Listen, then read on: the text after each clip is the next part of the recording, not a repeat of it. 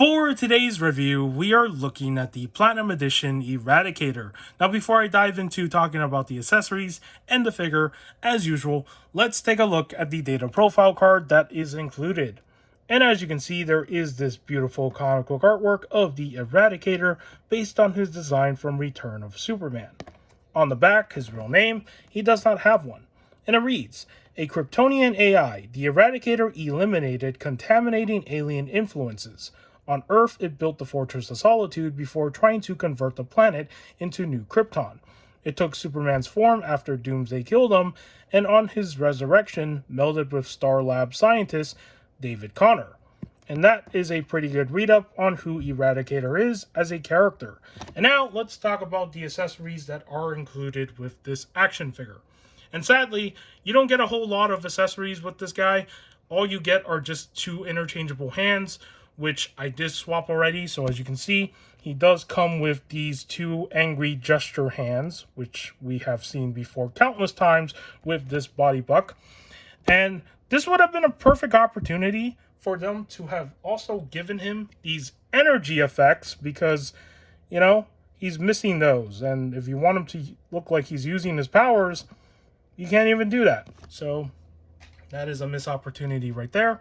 And he does come with these two pair of fist hands, as you can see right here. These were on the figure by default, but as I said, I already swapped them out. So there are those, and that is pretty much all you get in this box.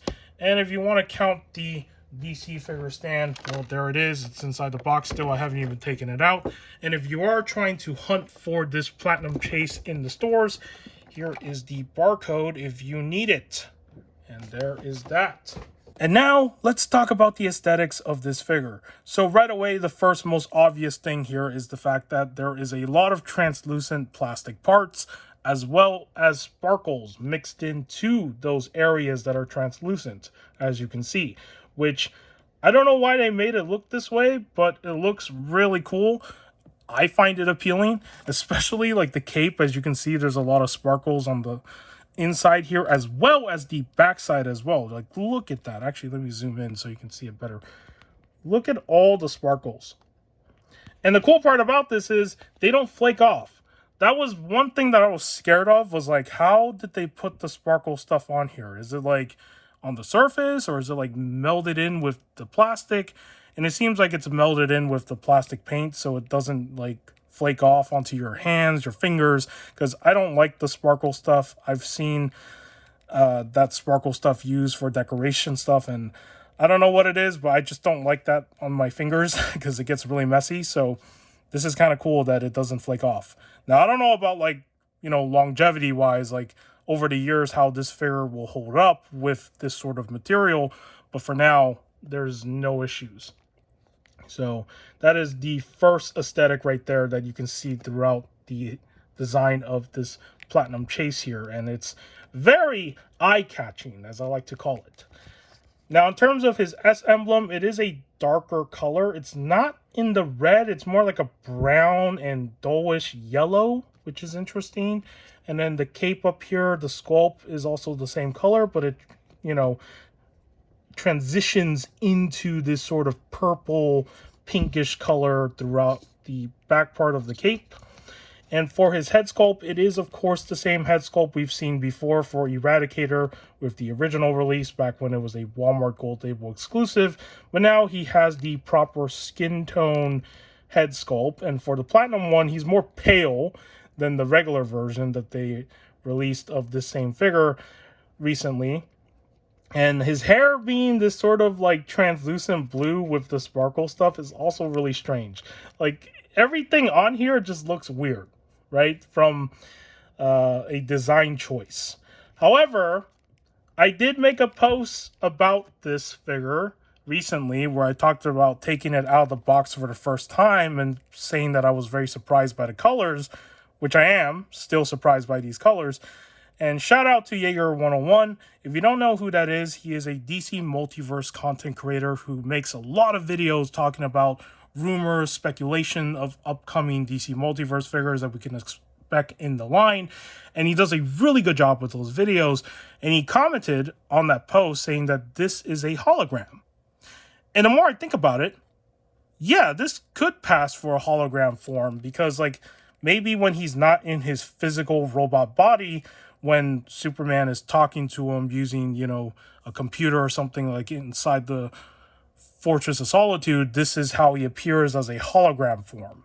So I can see that because usually with a lot of those sort of hologram style action figures, they do tend to use translucent plastic a lot. For example, Star Wars Black Series, if you do collect that line, there are hologram style figures where they're all basically blue translucent plastic that is used to make them.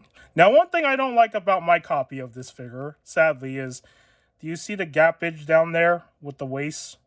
That's not pretty. So, but yeah, I can't complain about that because this is the only copy that I've seen so far for this chase. I'm very happy that I found this. And yeah, this is one of those repaints that I wanted to pick up because I was very curious to see how this thing will look like in person over those product photos. And this did not disappoint me at all.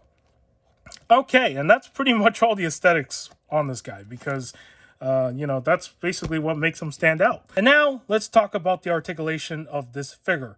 Let's start with the head sculpt. So if you want him to look up like he's about to fly off somewhere, you can. It's not the best, but he can still look up. He can look down. He can turn his head side to side. He can tilt his head side to side. So that's pretty much all the range of movement for his head sculpt. As for his arms, they do go out, but as you can see, this side runs into the pre-sculpted windswept cape, so you're not going to get much movement with this arm. In terms of swinging outward, he has no problems. Going upward, you're going to run into that. As for swinging back and forth, that's not going to be possible with this arm. But for this side, because there's nothing blocking it, it can go all the way when it comes to swinging back and forth like that. Now, he does have the bicep swivel, as you can see right there. He does have double jointed in the arms, but my copy is still new. Let me see if I can get it to work on this side. There it is, right? He does have the swivel in the hands, and of course articulation in the wrist, and of course swivel with that joint. And one thing I like about these translucent figures, I just want to point this out. You can see the internal workings of the joints that are connected to each part. So that's really cool right there. And in terms of his torso, he's not going to be leaning forward. Yeah, it's not going to work. In terms of leaning back, not a problem. He can lean back pretty good. In terms of rotating, that's also really good right there. In terms of tilting side to side, he can also do that as well. As for his waist, he can rotate without issues, as you can see. Going forward, not the best. Going back, also not the best. In terms of his legs going outward, yeah, it's not a bad spread. It's not a full split, but it can go out. So there's that. In terms of kicking, he can do a pretty good kick right there. So that's good. In terms of the double jointed in his legs, this side, oh, it works. It's quite stiff. You do want to heat this up if you want the articulation to move, but he can double joint. He can articulate his feet, and he can swivel, and there is toe articulation there. In terms of the upper thigh swivels, they don't move. They are frozen stiff on this copy. And that is pretty much all the articulation for this Eradicator figure. Now let's set him up on the table so I can have him compared to a few other figures. And he does not like standing for some reason. So there he is. Let's put him right there. Don't you fall over. Okay, there we go. Let's bring in, of course, the original Eradicator figure that came out a long time ago. That was a Walmart Gold Label exclusive. There he is next to that original one. And as you can see, they are quite different in their color schemes, right? This is based on, I believe, the new 52 version. I don't exactly remember. But yeah, it's a different color. But as you can see, the sculpting and the mold and everything is the same. All they did with this recent reissue, or whatever you want to call this, new regular version, it's basically just a repaint to look more accurate to this photo right here.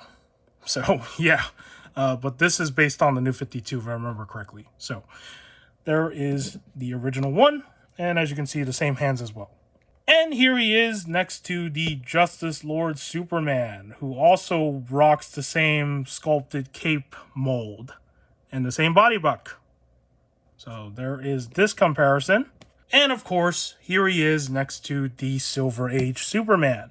And I think this pairing could work because if you do have this Platinum Chase figure of this Eradicator and you want to treat him as a hologram, then yeah, this pairing is not a bad thing, because you can imagine Superman maybe talking to a hologram of Eradicator while he's in the Fortress of Solitude, whatever you want to do with this sort of setup here. So it does work in that sense. And that's going to do for the comparisons for today's video. And if you found today's review of this Platinum Edition Eradicator informative, do give this video a like. If you want to subscribe to the channel for more action figure content and whatever else I do on here, it would be much appreciated. And with that said, take care, and I will see you in the next video.